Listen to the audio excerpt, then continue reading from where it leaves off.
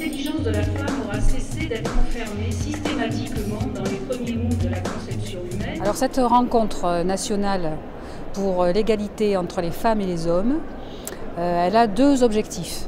L'objectif, c'est de faire le point entre nous sur où nous en sommes du travail que nous menons sur les revendications d'égalité salariale, de la reconnaissance des métiers dits féminins, de la valeur du travail.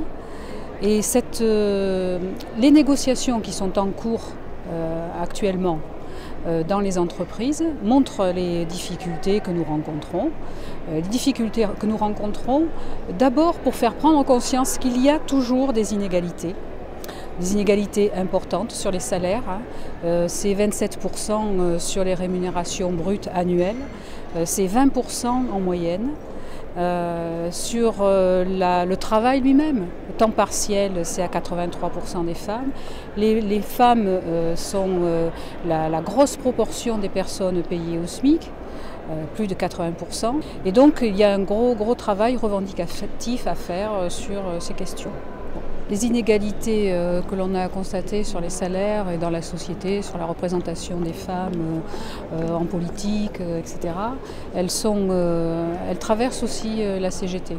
Les militants et les militantes de la CGT sont bien dans la société française.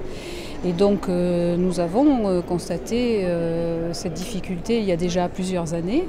Donc en 1999, d'une manière très volontariste, la CGT a décidé que sa direction nationale serait paritaire. Donc il y a autant de femmes que d'hommes à la CE confédérale et au bureau confédéral.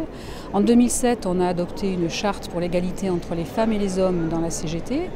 Et on pense qu'il faut encore évoluer. On a fait des progrès, on a plus de femmes qui se syndiquent à la CGT, on a plus de femmes qui prennent des responsabilités, mais c'est encore insuffisant. Et donc il faut qu'on travaille ensemble, femmes et hommes, à faire progresser la place des femmes dans l'organisation syndicale.